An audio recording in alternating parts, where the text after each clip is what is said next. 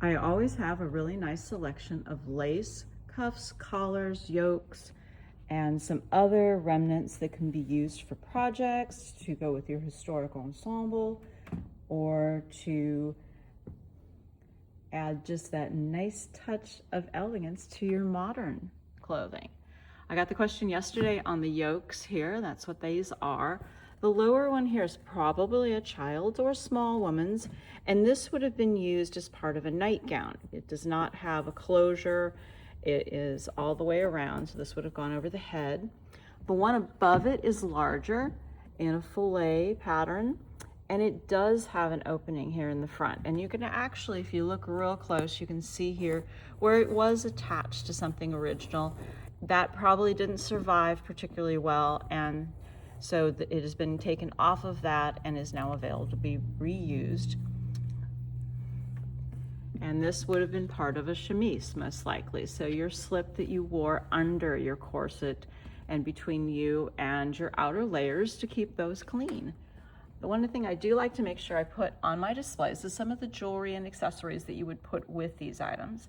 The other thing I have here is I've got a couple hankies, and I've taken in the past and used these really pretty, this is the double wedding knot, and the other one down here is a crocheted edge in this really nice spring green. They work really well to put at your neck as your fall of lace for your Victorian or Edwardian ensemble. I've got some embellishment here. This is most likely something that was put on maybe a bride's or just a fun summer hat. This is a Battenberg insert, and this is formed by using tape lace, and then these joins are done. And if you take a look at pieces of Battenberg, you will see some that are done with different stitches. The more stitches you see, so for example, you have the double wedding knot here, then you have some lattice here. So this piece has two different types of joins. In a really intricate, or what they would call a royal Battenberg, there may be up to 8 or 9 different types of joins that were used.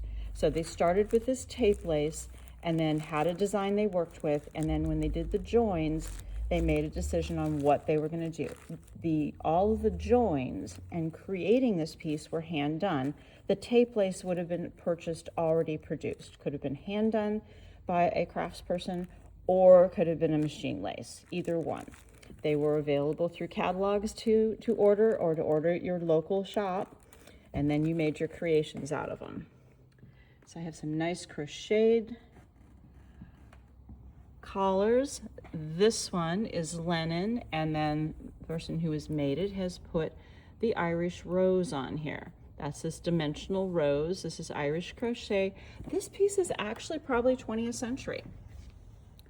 The one below it is absolutely fabulous. Venetian lace, I do believe. And then I've got another example of the Irish rose here at the bottom. And I wish this particular one was not as big as it is. This is one for a bigger lady, because I'd love to have this one made into a chemise, but it is too large for me and I do not want to cut it. So one of the things I do like to chat about is there were all sizes of ladies. And we do see that in some of the accessories and some of the things that survive, but we don't see as often the larger size dresses and corsets and chemises. And that's because those were the things that were worn. They were repurposed, they were handed down. This wasn't an era of fast and disposable fashion. This was an era where you repaired things, where you repurposed them. Maybe you loved the material, so you made it into an entirely new ensemble. So what survived was the first social engagement of a young lady, or maybe their graduation, or something along that line.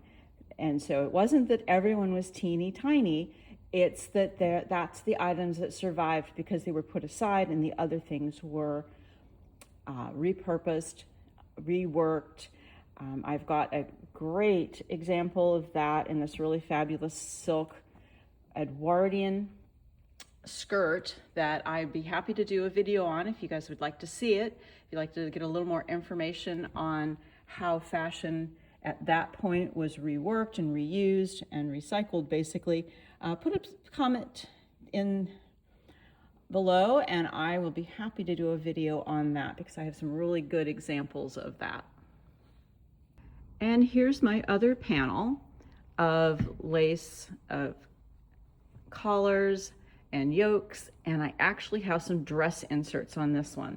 So once again, we have a yoke down here at the bottom, and this one still has its little bit of insert in here. It looks like they actually braided the same material they used to make the yoke itself and created the drawstring. So you can see it's still on here.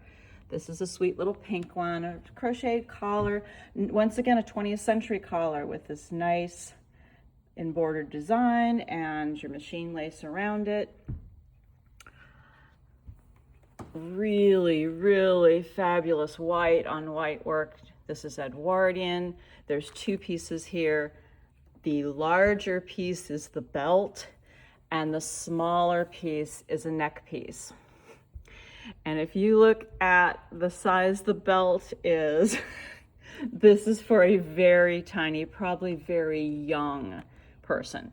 But look at that white on white work, so pretty. This is just fabulous embroidery. And what's really stunning is here's the front and the back, and you can almost not tell the difference between the two. These are dress inserts, and so these are items that you would have bought so that you could embellish something you were making. So if you didn't have the skill, you didn't have the time, you could order these through the catalog. These are late Victorian, early Edwardian, so we're talking late 1800s, early 1900s. They're all machine made. They look like they're hand done, but when you come in on them, you can see where the machine has been mimicking that handwork. But this is a really quick way to embellish something you're working on, make it look much fancier, maybe take an older item and rework it. Another 20th century collar, and then we have another yoke up at the top. And just a really sweet child's collar. Once again, if you're interested in anything, you can certainly put a comment below and I will be happy to get back to you and send anything you'd like along the way, or you can pick it up locally here in Aurora.